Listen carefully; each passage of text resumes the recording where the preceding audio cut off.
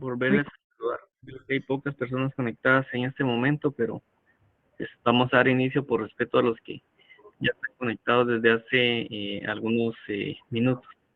No sé si tienen alguna duda, alguna pregunta previa a que iniciemos la sesión de hoy. Buenas tardes, Lick. Ahí estamos ya listos. Perfecto, don Domingo. Buenas tardes todavía. Muy bien. Vamos a...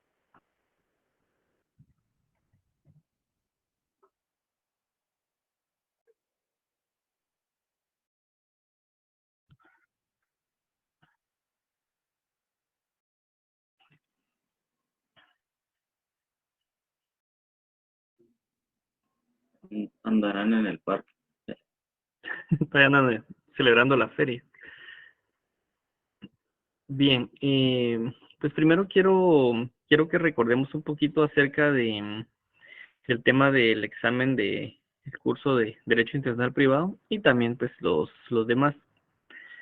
Si se dan cuenta, acá tenemos pues ya la programación de cómo van a quedar. Nosotros vamos a iniciar el 23 de agosto, es decir, el próximo miércoles, si no estoy mal.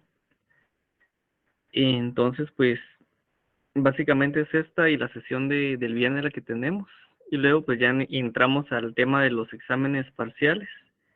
Y en el mes de septiembre pues ya nos veríamos las caras nuevamente para empezar el tema de las exposiciones. Si tuvieron oportunidad y ingresaron al listado que se los haya compartido en Classroom, se actualizó el tema de las fechas para que pudiéramos coincidir en que quedaran 13 exposiciones por día, para que logremos terminar en el mes de septiembre y posiblemente pues tuviéramos un más menos para alguna fecha del mes de octubre. Lo ideal pues sería que ya no tuviéramos en octubre, porque pues también ya inician los segundos parciales, entonces para que no vayamos a estar corriendo posteriormente en esa situación, pues se fue modificando en este caso pues la programación, entonces ya está disponible, actualizada para que ustedes la puedan ir consultando y pues que ya se organicen ustedes de manera concreta, ¿verdad? Entonces, pues sí es parte de lo que les quería comentar. Sí, Nancy, buenas tardes. Sí, solo una pregunta. No sé si estoy confundida con fecha o algo, pero recuerdo que mi grupo justo, creo que fue por lo del parcial, ¿verdad? Que nos cambió fecha para el 3 de septiembre. Porque creo que decía 4 y a la par puso usted 3 de septiembre y habían unos asteriscos, pero no sé si era por tentativa o si fijo iba a quedar esa fecha. Ya. Sí, ahorita yo les compartí el listado nuevamente el listado. Si quieren les voy a compartir la pantalla ahí para que la podamos ver.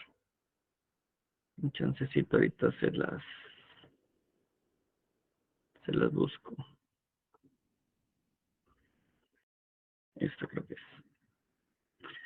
¿La pueden ver ahorita? Sí. Sí, muy bien. A lo que usted me estaba consultando. Acá se actualizaron ahorita las fechas. Por ejemplo, el día 6 de septiembre van a estar 3 grupos. De igual manera, el día 8, otros 3. Y así sucesivamente hasta que lleguemos al 29. Entonces lo dejo así en tentativa al 29, por aquello de que el 3 de octubre pues empezáramos ya los exámenes parciales. Anteriormente lo teníamos un poco más corrido en cuanto a fechas, pero con los últimos grupos se iba a complicar para el tema de sus exposiciones. Entonces, a efecto de no ponerlos a ustedes en más vueltas y después tener que buscar dónde grabar y subir posteriormente sus presentaciones y disertaciones, pues mejor se optó por hacerlo de esta manera. Aprovechando que estamos viendo ahorita esta pantalla, pues también quiero comentarles que al momento pues son 234 alumnos los que tenemos registrados dentro de los 16 grupos que logramos generar. Entonces pues básicamente con ellos es con los que vamos a permitir pues poder trabajar de aquí en adelante. Entonces, pues también era otra parte de lo que teníamos pendiente acá de comentarles, ¿verdad? Los que están asignados al curso, que están regularmente, y como también algunos se desasignaron el curso o cuestiones así. Entonces, pues con la gente que está acá es con la que vamos a trabajar. Entonces, pues para que sea de su conocimiento. Entonces, no sé si tienen alguna otra duda relacionado a ese tema. Y pues ya en días posteriores vamos a estar actualizando un poquito la cantidad de integrantes. Creo que hay uno o dos grupos que se retiraron algunos estudiantes, entonces van a quedar creo que de 12, de 14, etcétera. Y pues ahí dije, por ejemplo, ese es un tema que no se asignó grupo. Sin embargo, todos los demás sí se les asignó como tal. Entonces, toda la demás información, pues igual la pueden consultar ustedes en la página o en el link que les había compartido, pues para que igual pues no nos perdamos en esta situación. No sé si hay alguna duda respecto a este tema. Licenciado, buena tarde. Sí, Nora, buenas tardes. Fíjese que yo pertenezco al grupo número 5. Ajá. Yo recuerdo que nuestro tema era la nacionalidad, no sé por qué aparece otro tema. Vamos a ver. Grupo 5. Grupo 5 me dijo, ¿verdad? Sí, licenciado. Ajá. Acá veo que su tema es la nacionalidad. Bueno, si es que yo estaba viendo cabal en la columna donde dice 5 Byron Antonio, que es nuestro coordinador, y vi que decía documentos provenientes del extranjero, por eso me llamó la atención. Tal vez usted vio el número de tema, no el número de grupo. Exactamente, sí. Ajá, esta Y ahí está la columna es de el número de tema que se le está asignando. En este caso, el tema número 9 se le asignó al grupo 5. Entonces, bueno. si usted logra accesar al link que se les compartió, acá va a ver usted, dice tema 9 fue el seleccionado. En este caso, el grupo 5 tiene seleccionado el tema número 9. Si, por ejemplo, fuera el grupo 7, se les asignó el tema 8. Bueno, ahí está, licenciado. Muchas gracias. A las órdenes. ¿Alguien me levantó la mano por acá? No logro ver ahorita quién fue.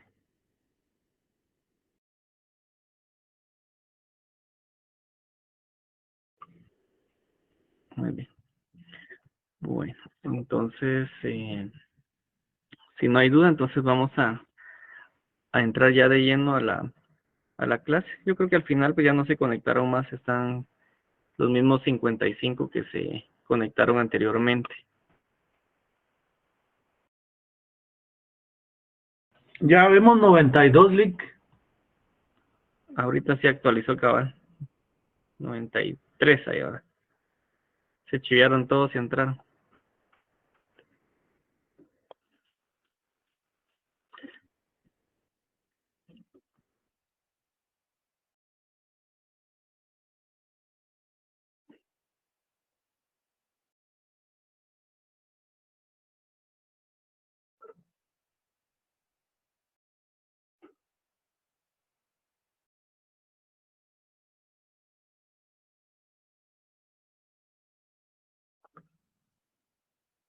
Ahí estamos. Bueno, entonces quedamos que el 23 iniciamos el examen a las 8 de la noche. ¿Sí? Vamos a tratar de abordar un poco el tema de los sistemas del derecho internacional privado, que es uno de los temas que también tenemos pendientes. Principalmente pues porque en este caso pues dentro de lo que determina el tema del derecho internacional público, dentro de esa rama del derecho que le es la competente, pues debe de existir o determinarse pues una competencia en este caso, tanto legislativa como también del tema jurisdiccional. De esta cuenta, pues esta jurisdicción va a aplicar a cada uno de los distintos estados o los distintos países que hacen vida pues dentro del ámbito del derecho internacional privado. De esta cuenta, pues, hay que determinar muchas veces cuál es la ley que es aplicable, en este caso a las relaciones jurídicas, ya que estas no dependen por entero de una sola legislación. Entonces, veamos que aquí el conflicto de las leyes en distintos estados se puede plantear siempre, por ejemplo, ya que surge una relación. Podríamos decir que algunos de los elementos que aparecen conectados con un país es distinto a aquel donde se trata de dar una forma jurídica a aquella, en este caso, relación, o bien que pueda permitir reconocer, en este caso, sus efectos. Y en el caso del actual derecho internacional privado, pues este se caracteriza, si nos recordamos un poco en las clases anteriores, precisamente por el procedimiento indirecto para poder regular estas relaciones. Es decir, que este, por ejemplo, no contiene una solución directa de cada supuesto de hecho por medio de las normas materiales, sino que en este caso se limita a señalar cuál entre las varias leyes en presencia de las que nos proporcionan una solución. Entonces, pues, por eso vamos a encontrar, por ejemplo, dentro de los cánones de la historia, entre las diferentes escuelas que fuimos recordándonos o fuimos conociendo en clases anteriores, pues básicamente se encuentra los diferentes métodos o el procedimiento indirecto que se ha ido utilizando, como por ejemplo el tema de la territorialidad y también la creación en este caso de un sistema especial de normas materiales. ¿Para qué? En este caso son para las relaciones que en este caso la vida tiene algún elemento de conexión con el extranjero. Entonces el tema de conexión pues va a ser uno de los temas que vamos a ir viendo posteriormente. Y vamos a admitir a meeting not taker. A ver si hay alguien más pendiente de accesar. Yo creo que ya todos están por ahí. Muy bien. Entonces es importante pues que nosotros podamos abordar precisamente el tema tanto de la territorialidad como los puntos de conexión, las normas de remisión a ordenamiento material y también el ordenamiento material especial. Y pues vamos a partir hablando un poco del tema de la territorialidad, no de la extraterritorialidad, sino de la territorialidad. En este caso, pues la territorialidad consiste en que cada país va a aplicar por medio de sus órganos judiciales o bien sus órganos administrativos, siempre que sus propias leyes y en ningún caso pues las de otro país sean aplicables. Este podemos decir que es un método sencillo que lo que hace es eliminar la posibilidad de la existencia de un conflicto de leyes, pero veamos que ofrece graves inconvenientes tanto teóricos como prácticos. ¿Por qué? Porque en la práctica, pensemos, un litigio, por ejemplo, recibiría distintas soluciones según el país al cual pertenece el tribunal encargado de poderlo resolver. Además también, pues que la noción de territorialidad no es tan clara, ya que el criterio territorialista puede designar tanto lo que es la aplicación por parte de los jueces y también de los funcionarios de sus propias leyes materiales, como el, por ejemplo, atenerse a la ley de situación de los bienes o bien al de la realización de los actos. Entonces, teóricamente, el inconveniente va a radicar en que, si bien es cierto que el Estado ejerce su soberanía sobre un territorio delimitado, ya sea por sus fronteras, y que este es el territorio dentro de un ámbito natural de aplicación de sus leyes.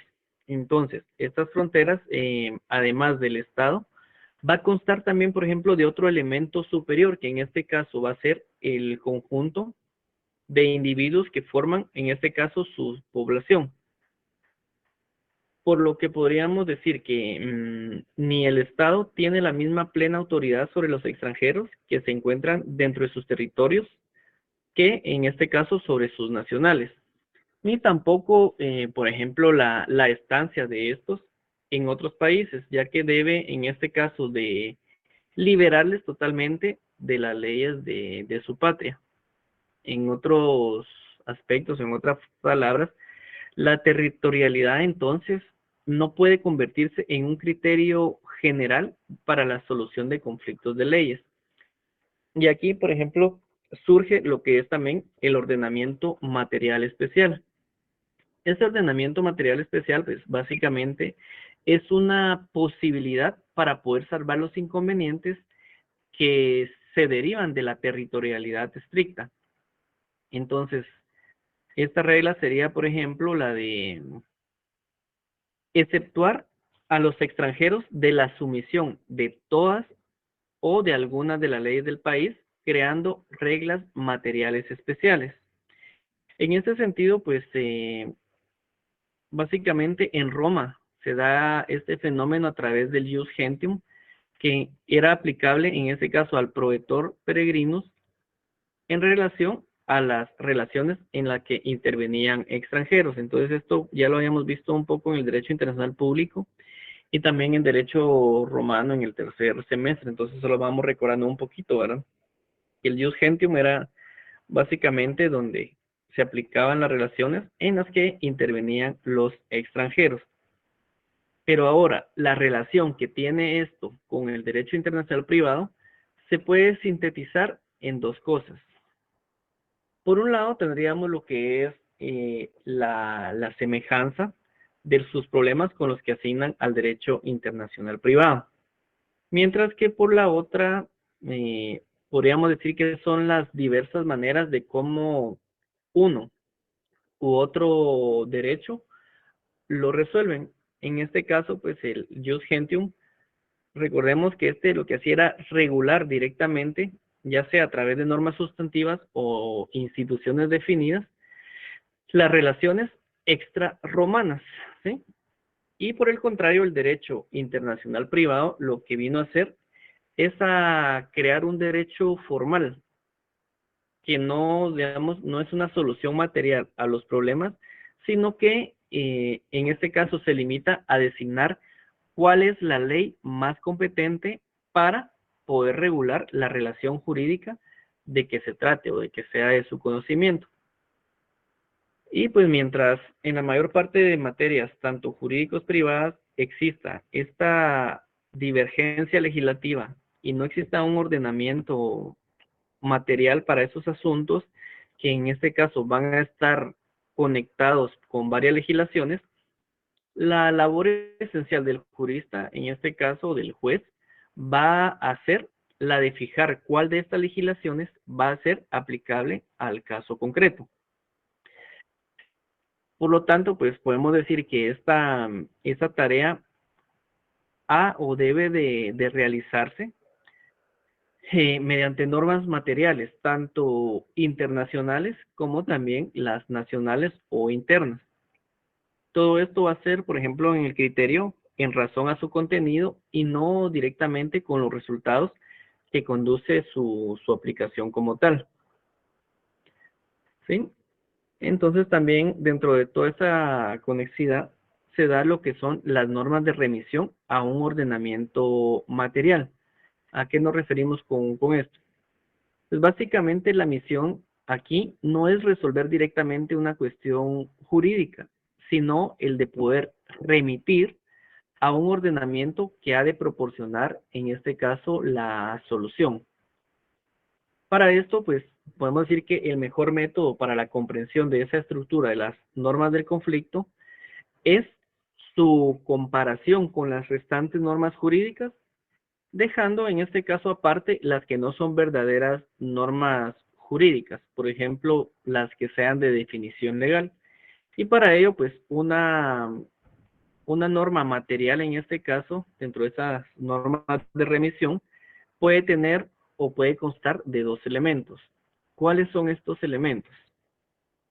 Uno es el supuesto de hecho, es decir, de la vida real. Y dos, yo creo que también ya lo habíamos hablado en clases anteriores, la consecuencia jurídica. En este caso, pues es una consecuencia jurídica que puede ser un mandato, puede ser una prohibición o bien puede ser, por ejemplo, un permiso.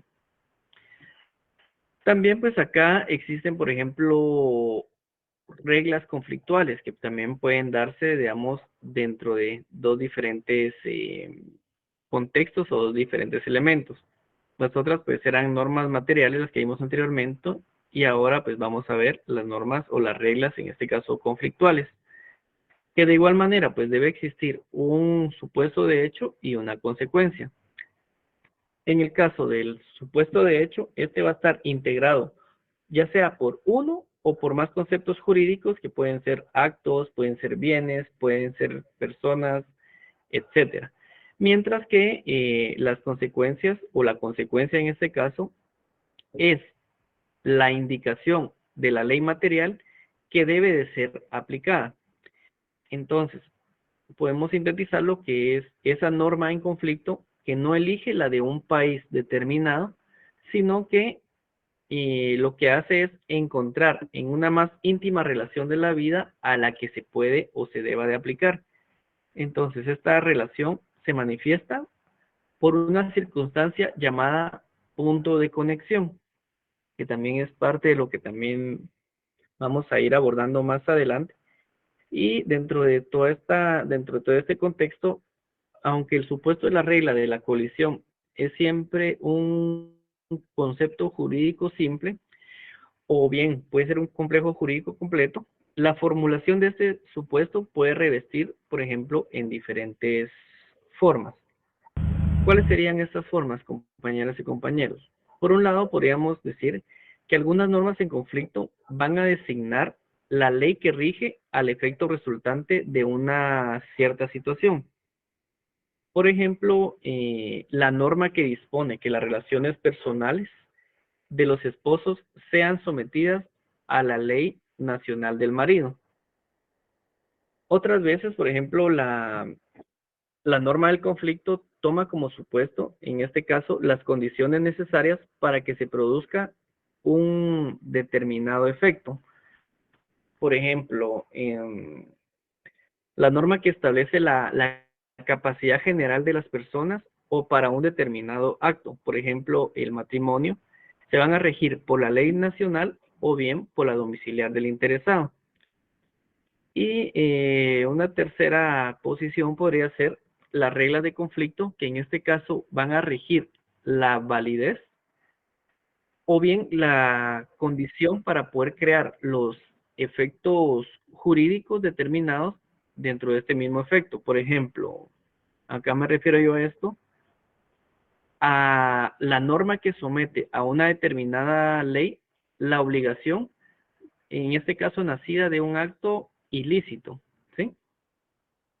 Y las clases de normas en conflicto, pues se van dando, por ejemplo, desde un primer punto de vista, que estas reglas se van a distinguir en razón de su procedencia, ya sea que sean normas internas, que sean normas internacionales, y según pues estas se hayan producido, ya sea por leyes o también pueden ser haber sido producidas por tratados, ¿sí? Entonces acá pues se dan estas normas de conflicto dentro de la clasificación que estamos viendo como unilaterales o también como bilaterales. Ya sobre el tema de la unilateralidad, pues hemos hablado cuando veamos el tema de los convenios internacionales, que las unilaterales, pues en este caso se restringen a poder delimitar el ámbito de la vigencia de un ordenamiento jurídico estatal sin una indicación. Okay, hay unos zancudos por acá que me están molestando. Perdón, estamos hablando de las unilaterales, ¿verdad? Pues básicamente estas buscan poder regular los supuestos en que el derecho material no sea competente, mientras que las bilaterales pues sí van a tener ese elemento o bien van a ser aquellas que van a fijar un punto de conexión decisivo para la fijación de la ley de la competencia o la ley competente. Entonces,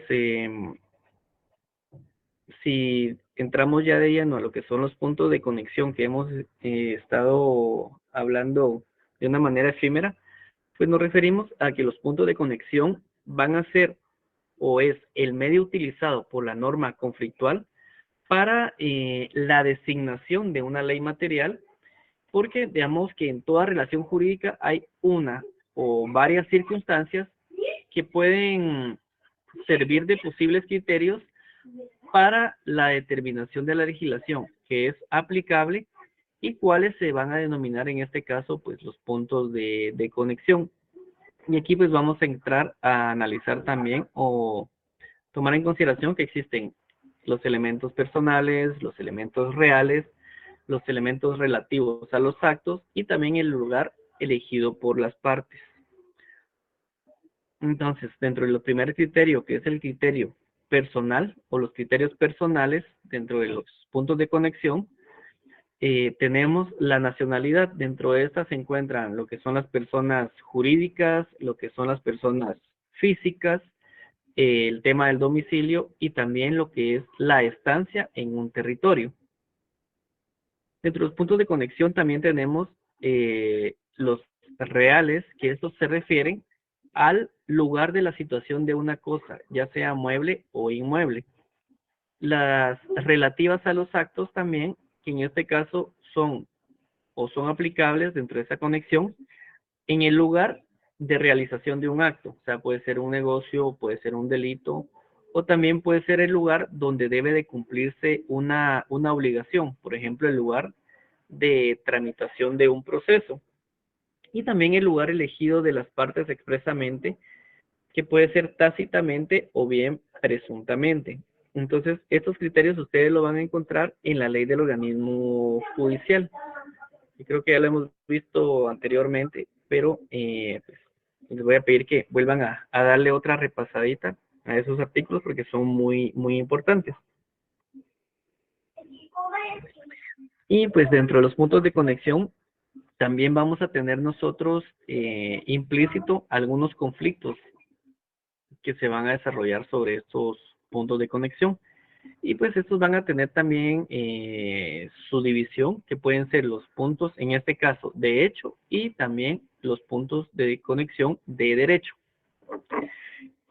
Entonces, por ejemplo, un ejemplo de esto sería, por ejemplo, de los elementos de hecho, o de los puntos de conexión de hecho, el sitio de un inmueble, es decir, el sitio o el lugar donde se encuentra un inmueble. Mientras que los segundos, por ejemplo, podría ser el tema de la nacionalidad de una persona, ¿sí?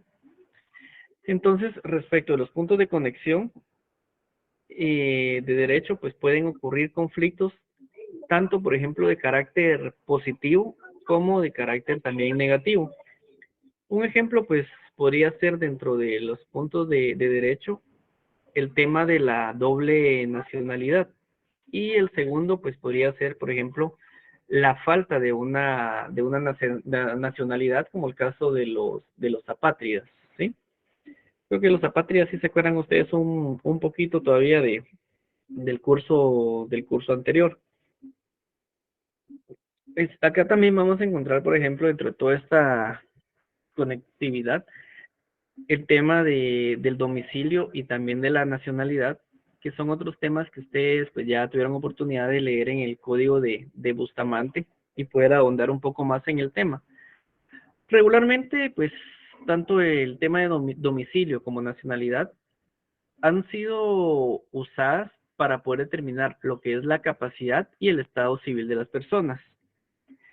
El código de Bustamante pues deja a cada estado con la libertad de poder escoger, en este caso, ¿verdad? Los partidarios de la nacionalidad lo que hacen es, por ejemplo, alegar que las leyes se dictan para las personas, tomando en consideración lo que son los elementos como la costumbre, la tradición, la raza, etcétera. Y por lo tanto, pues es lógico que las sigan a donde quiera que estos vayan. Además, pues que el elemento más característico de cada estado, en este caso es su población y no así su territorio. Por ejemplo, como casi todo en esto, pues son corrientes, ¿verdad? Entonces está la corriente de las personas y también hay quienes son, en este caso, partidarios del domicilio. Y dentro de esa corriente, pues básicamente se maneja que el domicilio, alegan que la nacionalidad es un vínculo, más bien en este caso político, mientras que digamos que el domicilio hace caso o hace alusión a la relación, tanto al disfrute de los derechos civiles como al hogar familiar y también a lo que son los negocios.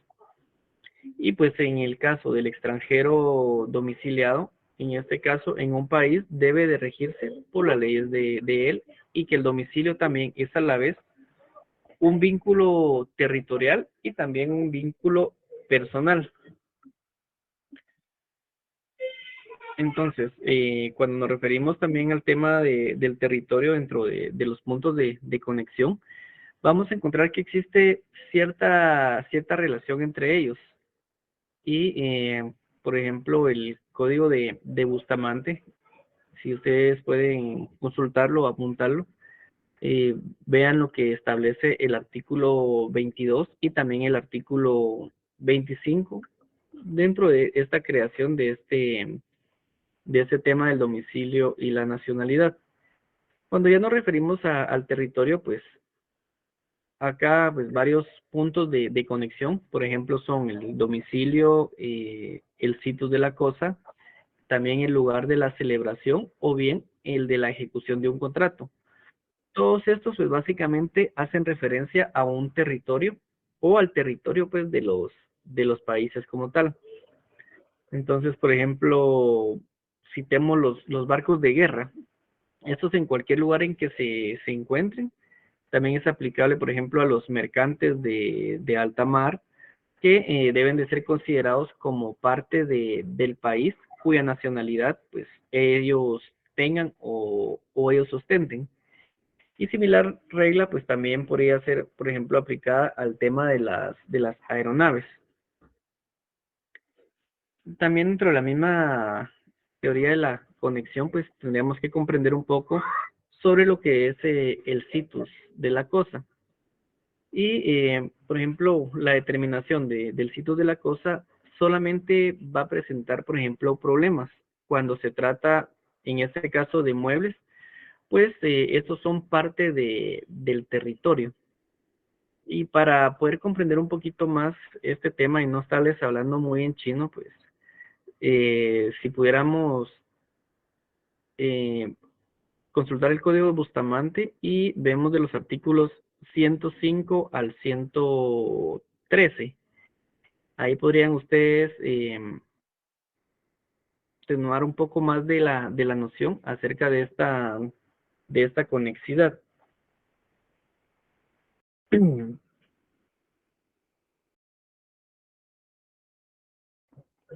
Un momentito lo voy a leer de una vez.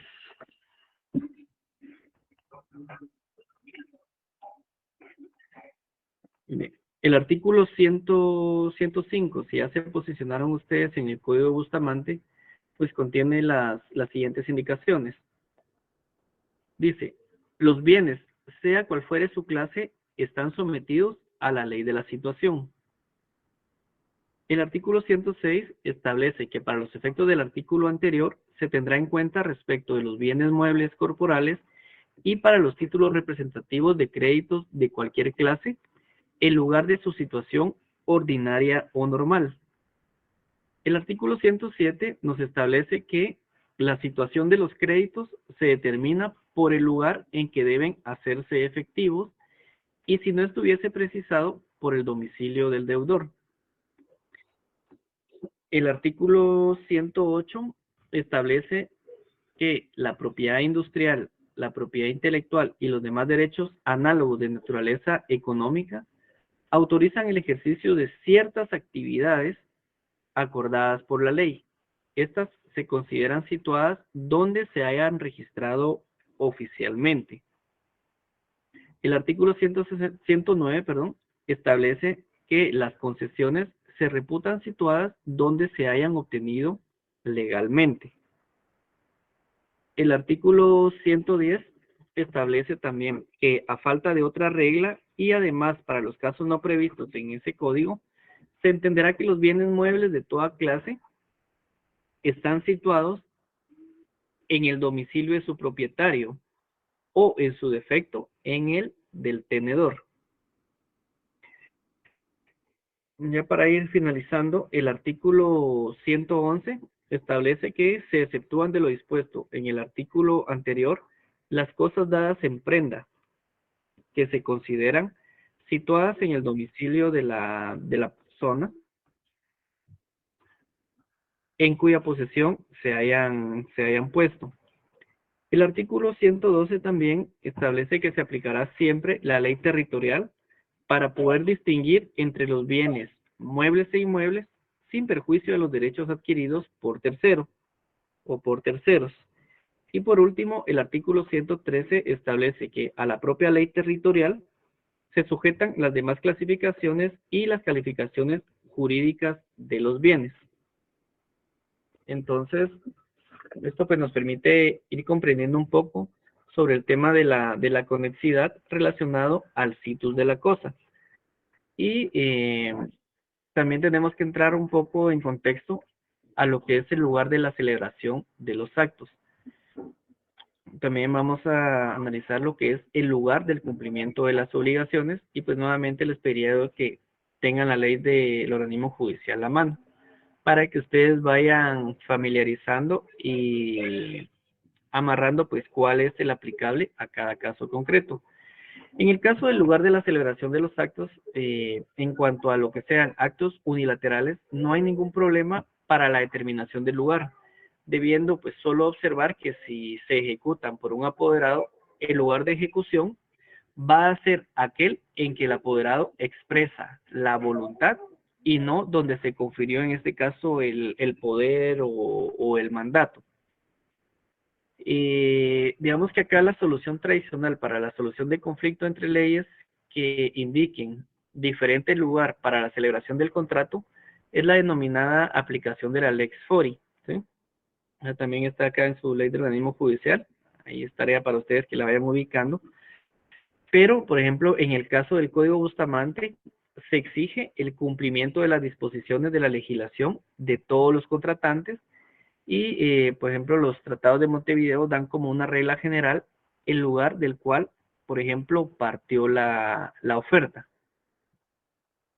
Y si, por ejemplo, nos enfocamos en el lugar del cumplimiento de las obligaciones, no donde se celebran los actos, sino ahora en el cumplimiento, o en el lugar del cumplimiento de las obligaciones, acá nos referimos que respecto a este punto de conexión, también se presentan conflictos por, en este caso, la diversidad de legislaciones, en el caso de que las partes no hayan o no hubieran señalado el lugar del cumplimiento. Entonces, acá, por ejemplo, legislaciones como el derecho español, el derecho francés o el derecho italiano, pues señalaban en este caso como lugar de cumplimiento el del domicilio del deudor en el momento del vencimiento de la obligación. Mientras que, por ejemplo, otras corrientes como la alemana o también la suiza, señalaban pues que en este caso el domicilio del deudor en el momento de que se contrajera una obligación era el que se iba a tomar como tal, ¿verdad? En este caso el domicilio del deudor. Y la tercer corriente, pues básicamente el derecho inglés, anglosajón, en este caso pues señala el domicilio del acreedor para poder, en este caso, cumplir la obligación. Y pues también, por ejemplo, tenemos otra corriente dentro de todo esto, de este tema de la conectividad, de la conexión, relacionado al lugar elegido por las partes. Y aquí, por ejemplo, la primera ley debe tomarse en cuenta al analizar un contrato, es la que las partes han convenido en el mismo. Por ejemplo, las partes tienen la facultad para poder escoger, señalar o bien indicar cuál va a ser el derecho aplicable o bien la relación jurídica contractual. Permítame un momentito.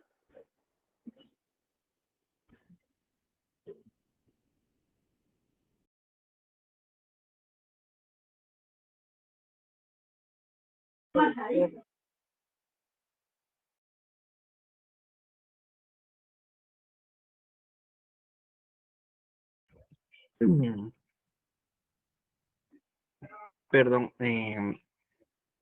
les estaba hablando un poquito del lugar elegido por las... Y pues aquí básicamente establecimos que las partes tienen, en este caso, pues esa facultad para poder indicar cuál es el derecho aplicable a la relación jurídica contractual, ¿sí? Y en defecto, pues de la expresión, pues se pretende conocer, por ejemplo, con qué derechos que se vinculan los hechos que aparecen dentro de un contrato, buscando en este caso cuál es la ley apropiada. Y pues esta pues tiene que ser un acto de voluntad y nunca, por ejemplo, el tema del silencio o el olvido de las partes, y debe descansar pues también en los elementos personales y nunca en la ley del foro como tal. La ley del foro me refiero a la lex fori, ¿sí? Y, por ejemplo, acá se puede dar la presunción, que en este caso suple lo que es el silencio y el olvido de las partes. Para que eso se pueda cumplir, hay que tomar en cuenta, por ejemplo, el conocimiento de la ley ignorada, también que sea general y que sean sencillos para que se puedan dar este presupuesto del silencio. Y dentro del tema también del derecho internacional privado, pues tenemos que trasladarnos ya a otros elementos. Ahora que ya vimos la teoría de la conexividad y cómo es que esa está relacionada, pues por ejemplo la competencia que el Código de Bustamante puede tener tanto en materia civil como en materia mercantil. Por eso es muy importante que tengamos claro pues que el Código Bustamante pues es esta ley especial que tenemos que aplicar nosotros dentro de los conflictos del derecho internacional privado. Ustedes a través del glosario que fueron haciendo, pues se fueron familiarizando ya con este código como tal, ¿verdad? Y pues entre algunas de las generalidades que encontramos dentro de estas competencias del Código Bustamante, es que en primer término, el juez competente para poder conocer de lo que son los pleitos a que dé un origen el ejercicio de las acciones, tanto civiles como mercantiles de toda clase, va a ser aquel quienes los litigantes se sometan, ya sea de forma expresa o tácitamente, ¿sí? Siempre que, digamos, uno de ellos por lo menos sea nacional del estado contratante a que el juez pertenezca o que tenga en él su domicilio, y salvo pues el derecho local contrario. El otro elemento dentro de esta competencia básicamente es que la sumisión no será posible para las acciones reales o mixtas sobre bienes inmuebles, si la prohíbe en este caso la ley de su situación. El tercer elemento de la competencia, ahorita se los indico, en este caso establece que en ningún caso podrán las partes someterse, ya sea expresa o tácitamente, para un recurso a un juez o tribunal diferente de aquel a quien esté subordinado, según las leyes locales, al que haya pues conocido en primera instancia. También acá encontramos que para el ejercicio de las acciones reales sobre bienes inmuebles y para el de las acciones mixtas, que se deslinde y división de la comunidad, será juez competente el de la situación de los bienes. Otro de los parámetros que encontramos acá es en los juicios de testamentos o ab intestado. La sucesión testamentaria básicamente va a ser juez competente el del lugar en el que tuvo el finado su último domicilio. Y también para los actos de jurisdicción voluntaria, y salvo también el caso de sumisión y el derecho local, será competente el juez del lugar en que tenga o haya tenido su domicilio o en su defecto la residencia de la persona que los motive, ¿sí?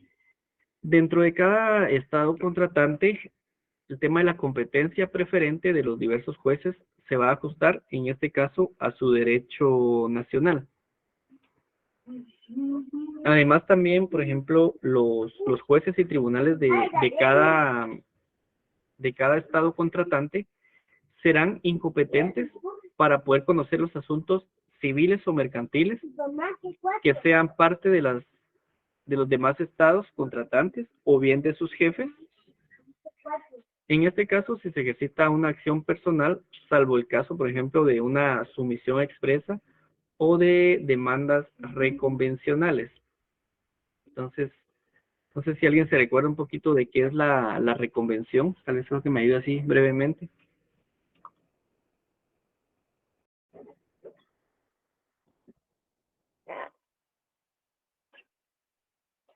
Creo que los dormía Es todos, la compañeros. contrademanda que uno puede hacer.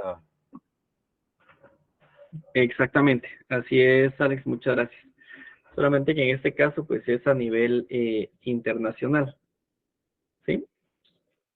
Y también, pues, acá encontramos que los cónsules, en ese caso, también forman parte del derecho internacional privado. Los cónsules extranjeros no están exentos de la competencia de los jueces y los tribunales civiles en el país que actúen, sino en este caso, pues, son para sus actos oficiales. Yo creo que el semestre pasado ustedes vieron el tema de derecho consular y en el derecho de los tratados, y este semestre están viendo ya derecho consular y diplomático en derecho internacional público. Entonces ahí se van a ir como relacionando un poquito con el tema de las funciones de los cónsules, de los ministros y todo este tipo de situación. Pues en el caso pues que nos atañe ahorita, pues ya para cerrar este capítulo, básicamente se establece también que en ningún caso podrán adoptar los jueces o tribunales medidas coercitivas o de otra clase que hayan de ser, en este caso, ejecutadas en el interior de las legaciones o los consulados o sus archivos, ni respecto también de la correspondencia diplomática o consular, en este caso, sin el consentimiento de los respectivos funcionarios diplomáticos o consulares, ¿sí? Y también encontramos la relación, pues en este caso, que existe con el derecho mercantil internacional, no solamente con el derecho, la competencia que tiene el Código de Bustamante en materia civil y mercantil, sino ahora encontramos lo que es el derecho mercantil internacional. Y en este, pues como consecuencia de la realidad que existe dentro del comercio internacional, que ha sido en este caso impuesto, digamos, por diferentes regiones del globo terráqueo o por las mismas necesidades humanas y esta expansión que se ha ido dando dentro del derecho mercantil internacional, o sea, nace esta situación que lo que hace es, digamos, ocuparse de todas las cuestiones de intereses comerciales y también internacionales, así como los problemas que el derecho internacional privado pueda generar, tomando en este sentido, pues, la materia comercial, que podríamos visualizarlos nosotros tal vez como los conflictos de leyes en materia comercial.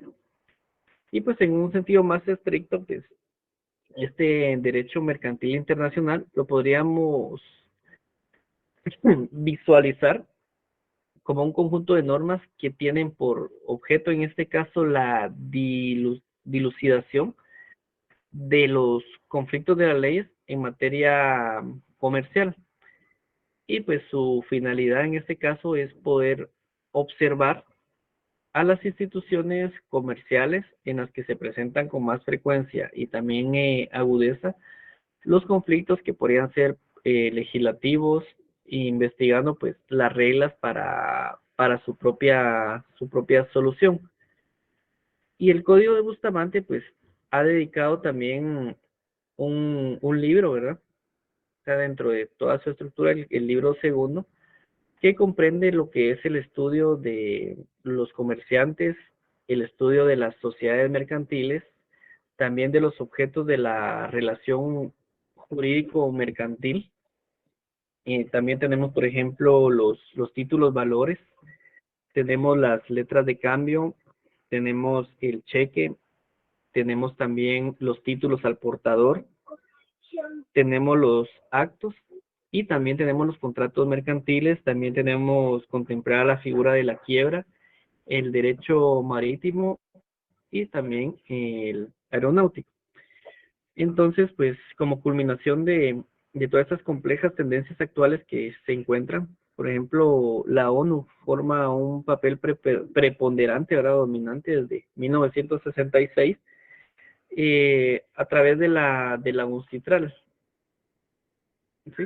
Esta UNCITRAL pues básicamente tiene su objetivo de poder fomentar lo que es la armonización y la unificación progresiva del derecho mercantil internacional mediante, digamos, la reducción o la supresión de los diferentes obstáculos jurídicos que entorpecen, en este caso, pues el comercio internacional. Lo que buscan es como que hacer más fluido todo este proceso y pues tienen la particularidad que esa armonización y la unificación se van contemplando dentro de la perspectiva que van a contribuir notablemente, ¿verdad?, a la cooperación económica entre los países y su bienestar. Entonces, hasta aquí pues vamos avanzando entre todo este proceso de los puntos de conexión y la relación también del Código de Bustamante con relación al derecho civil, al derecho comercial y también pues al derecho, en este caso, pues, que va dando pasos a otro tipo de conflictos de las leyes.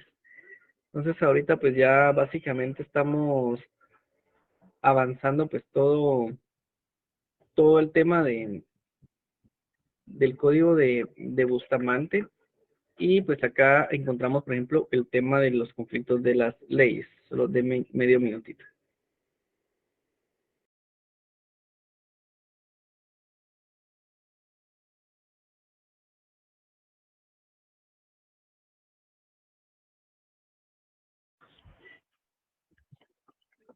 Perdonen ustedes, pero tengo a mis hijos acá en casa, entonces estaban poniendo un poquito de bulla, entonces estaba pidiendo el favor de que le bajaran un poco de volumen al televisor. Bueno, nos habíamos quedado hablando ya para complementar, del tema de los conflictos de las leyes y también de los factores que le dan vida o sus factores existenciales. Acá pues básicamente encontramos que existe una comunidad internacional que lo que hace es imponernos derechos y también deberes a las personas. Entonces, por ejemplo, somos nacionales, pero también somos extranjeros. Dentro de la comunidad internacional, por ejemplo, estamos interconectados unos con otros, ya que cada nación, por ejemplo, tiene sus propias normas, tiene su propio ordenamiento jurídico, aunque ideológicamente pues pertenezcan a lo mismo, ¿verdad? Por ejemplo, podríamos decir que hasta 1999 Venezuela era un aliado de los Estados Unidos, pero las leyes, por ejemplo, eran distintas. Por ejemplo, en Estados Unidos se habla de medida de aseguramiento, en cambio, por ejemplo, Venezuela se dice medida preventiva privativa de la libertad. Entonces son conceptos que van creando como que ese conflicto, esa interpretación, ¿verdad? Entonces, los supuestos de hecho con los elementos extranjeros pues, son los que van a interesar realmente al derecho internacional privado. Esos elementos, por ejemplo, es lo que le denominamos vida privada internacionalizada. También podemos llamarlos derechos extraños, los derechos foráneos o los derechos extranjeros, depende pues la legislación que ustedes están llevando a cabo. Y pues también para que se puedan dar estos elementos extranjeros, debe haber, por ejemplo, un comercio internacional, debe haber, por ejemplo, medios y transportes, así como su comunicación. Entonces, por ejemplo, en un caso donde se tiene interés el derecho internacional privado, podríamos decir que, vamos a utilizar ejemplos de acá de don Jorge Mario, por ejemplo, se quiere casar con doña ¿qué? Nora Ingrid Maribel. Entonces, lo quieren hacer en Sudáfrica, pero, por ejemplo, don Jorge, él es guatemalteco y Nora es española, por ejemplo. Entonces acá se va dando este tipo de situaciones muy pormenorizadas. Y pues acá es importante por eso que el Código de Bustamante y la Ley de Derecho Internacional Privado pues puedan surgir entre todo este tema. Y por eso era importante pues que comprendamos un poco del Código de Bustamante. Por ejemplo, dónde nació y dónde se suscribió. Pues básicamente surge a través de las conferencias internacionales especializadas sobre derecho internacional privado en La Habana en el año 1928. Y pues básicamente este código de Bustamante que sale de estas conferencias interamericanas se convierte en un código de derecho internacional privado. ¿Por qué se llama código de Bustamante? Básicamente es en homenaje a una de las personas que estuvo dentro de esta conferencia, que era un ilustre jurista pues de Cuba, era don Antonio Sánchez, que básicamente se encargó de la redacción de los trabajos de la convención y del código. Solo voy a ver acá. Don Jorge, no sé si se le activó el audio o quería compartir algo. Gracias, ya lo silenció. Gracias. Entonces, básicamente, pues este personaje, don Antonio Sánchez de Bustamante, pues creó o se encargó de redactar los diferentes trabajos de la convención para darle forma al código que hoy conocemos. Y dentro de todo este tema, pues también, por ejemplo, estuvieron presentes varios países de América Hispana. En ese caso, pues también, por ejemplo, estuvo Haití, también estuvo Brasil. Y tal vez los que no participaron dentro de este proceso, pues fueron los caribeños, ¿verdad? Por ejemplo, los países de las Antillas, que son parte del denominado CARICOM, o la Caribbean Community. No sé si lo han escuchado ustedes mencionar. Y como siempre, pues los Estados Unidos no suscribieron el Código Bustamante. ¿Por qué? Porque, digamos, Estados Unidos tiene un sistema plurilegislativo, si lo queremos ver así, donde cada estado tiene por ser estados tipos federales, tienen su propia forma o su propia autonomía para poder legislar, lo cual pues ellos básicamente alegaron en su momento, ¿verdad?, de que no tendría aplicabilidad del código en Estados Unidos, precisamente porque cada estado era responsable de la legislación a aplicar. Entonces existía lo que es un conflicto de leyes. Entonces, pues, por ejemplo, dentro de todo este proceso, hubo quienes suscribieron el tratado sin ningún tipo de reserva.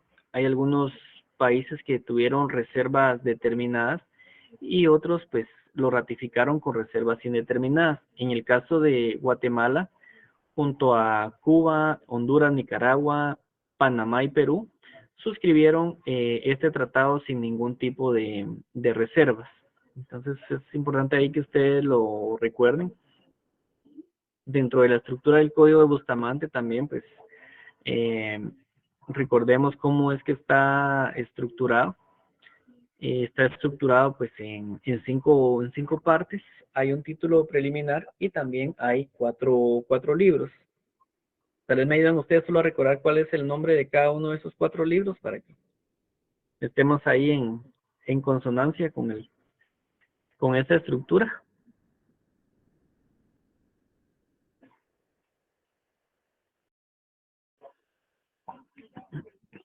Si tienen a la mano su código Bustamante, compañeros. Sí, licenciado. Gracias, don Maynor.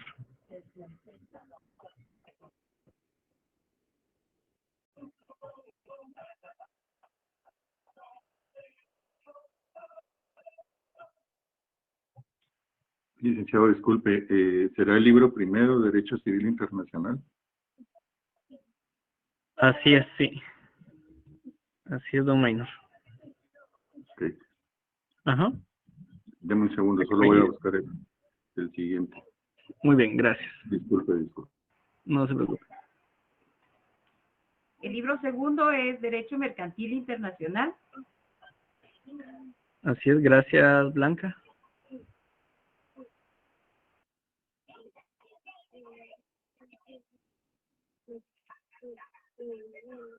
El tercero es el Derecho Penal Internacional, licenciado. Así es, Byron, muchas gracias. Y por último, el libro cuarto. ¿Derecho ¿Cuál será? Procesal Internacional, licenciado? Así es, Carlos Alberto, muchas gracias. Entonces, dentro de la estructura, pues, encontramos esos 4 libros. Uno relacionado al derecho civil internacional, el cual pues regula el tema de la nacionalidad y la naturalización. El libro segundo, que es lo referente al derecho mercantil internacional. El libro tercero, relacionado al derecho penal internacional. Y el libro cuarto, relacionado al derecho procesal internacional. Dentro de este código Bustamante, pues también tenemos nosotros algunas críticas, tanto positivas como negativas al mismo. Y pues dentro de las críticas positivas podríamos decir que fue el primer intento de poder codificar en materia de derecho internacional privado para América Latina, digamos la América Latina rural de la época, ¿verdad? Y hasta el presente pues no se ha vuelto a hacer o actualizar un código como el que tenemos. Entonces pues es con el que seguimos pues funcionando. Pues también podríamos decir que este código tiene una connotación o tiene un carácter, en este caso conciliatorio, representado pues por el artículo 7º, ya que pues toma en cuenta, por ejemplo, los principios del Estado, también el tema de la capacidad de las personas, tales como el principio de la nacionalidad y también el principio del domicilio. Por lo que podríamos decir que Bustamante no quiso que se estableciera un solo principio, ya que antes solo se establecía, por ejemplo, el principio del domicilio. Y dentro de las críticas negativas, pues también podríamos decir, pues, ese carácter transnacional que tiene, el mismo artículo 7, pues, como puede observarse, es ventajoso, pero a la misma vez también es desventajoso. Entonces, si por ejemplo ustedes amarran este artículo 7 con el artículo 16, van a dar cuenta, por ejemplo, que se rige por el principio del domicilio. Y pues este código también podríamos decir que está influenciado por el principio de la territorialidad de la ley y tiene pues algunos errores terminológicos que ustedes que fueron haciendo el glosario pues pudieron ir dándose cuenta de esta situación. También podríamos decir que muchas disposiciones de este código establecen un orden público internacional en forma, digamos, a priorística. Es decir, por ejemplo, que se establecen formas directas para poder establecer la forma, perdón, la determinada disposición que tiene un orden público. Por ejemplo, si logran ubicar ustedes o apuntan para ver más adelante el artículo 59, ahí van a encontrar ustedes que el juez es quien debe determinar si la norma en cuestión es de orden público, de acuerdo al ordenamiento jurídico interno de cada país. Entonces, tal vez esas podrían ser las críticas negativas que encontramos nosotros a este código, ¿verdad? Y el objeto del código Bustamante va a ser darle, en este caso a América Latina, una codificación única de lo que es el derecho internacional privado.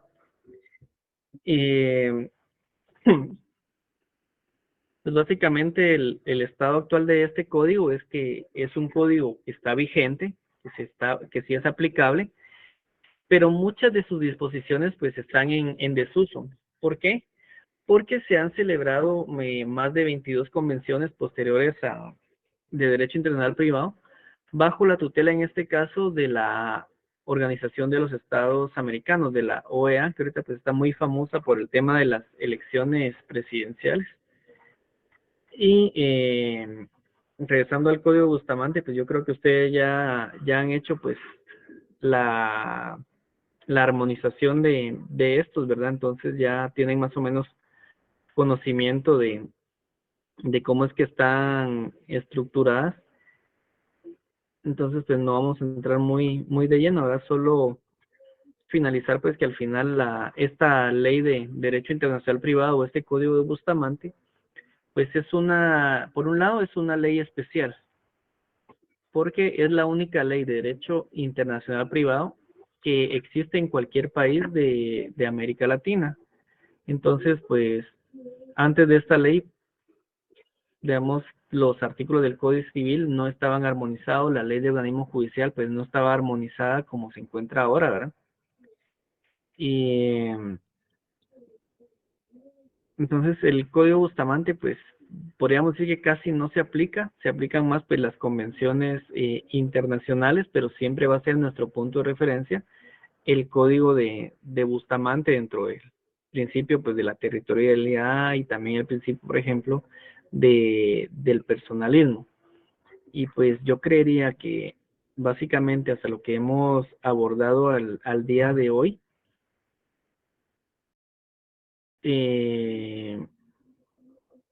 es lo que veríamos en el examen. Solo tengo una duda acá, dice Giovanni Chaclán, que si ya terminó la clase. No sé por qué será la pregunta, la desconozco por acá. Pero no sé si ustedes quieren que el día viernes pues tratemos de hacer un mini repaso y vayamos viendo los temas que fuimos abordando durante estas sesiones. ¿O quieren Sí, ustedes que les deje el espacio? Sí, licenciado. No, un repaso está bien. Hagamos un repaso. Sí, un repaso sería excelente, licenciado. Gracias, Lic. Va, por favor, entonces hagamos eso. Igual, pues también les voy a pedir siempre que también repasen lo de las diferentes actividades que fuimos realizando para acumular los puntos de zona, porque también van a ser tomados en consideración. La licenciada Anita pues me ha hecho favor de ir consignando la zona que ustedes fueron generando a través de sus esfuerzos y participaciones. Y pues entonces les digo, creo que tal vez a las 6:15 nos conectamos el viernes, pues para ir ya definiendo esta situación. No sé si quieren que lo hagamos un poquito más dinámico, tal vez con Kahoot, para que vayan ustedes midiendo ahí más o menos la retentiva, el conocimiento que fueron agarrando de esto. No sé si ustedes están familiarizados con esa herramienta. La verdad que no, licenciado, yo por lo menos no. No, licenciado, tampoco. Bien. Tampoco. La desconozco, Kahoot es, licenciado. digamos, una herramienta interactiva para preguntas y respuestas. Se les publica una pregunta con 4 posibles respuestas, por ejemplo. Y va llevando un tiempo, por ejemplo, 30 segundos para poder realizar la respuesta. Entonces consignan ustedes y les va generando como una gráfica interactiva de quién le atinó, quién lleva el mayor punteo. Por ejemplo, los que contestan antes, les va poniendo una como ponderación mayor o menor, ¿verdad? Y pues al final si por ejemplo hacemos 10 preguntas, al final pues pone un podio ahí de quién fue el que contestó mejor o el quien contestó más rápido, por ejemplo, y toda esa cuestión, que va creando como esa dinámica, ¿verdad? De ir respondiendo, y como es tiempo más corto, entonces pues también lo obliga a uno a tomar decisiones sobre la marcha. Entonces, No, Lee, casi no. Y lo hacemos pero sin cámara. Entonces, podríamos utilizarlo ahí para que ustedes pues vayan considerando, ¿verdad? Y midiendo más o menos parte de sus conocimientos previo al examen que vamos a llevar a cabo pues ya la próxima semana. Pero no es nada complicado ahí. Yo creo que ya cuando lo vean ahí sobre la marcha, pues ahí van a ver ustedes que es bonita la herramienta. Entonces, pues, éxitos en su próximo... Sí, Giovanni, es como un simulacro. Éxitos en su clase de Derecho Notarial. Feliz noche. Buenas noches, buen descanso. Gracias, Lee. Gracias. Gracias, licenciado. Gracias, muy amable. Buenas noches. Buenas noches.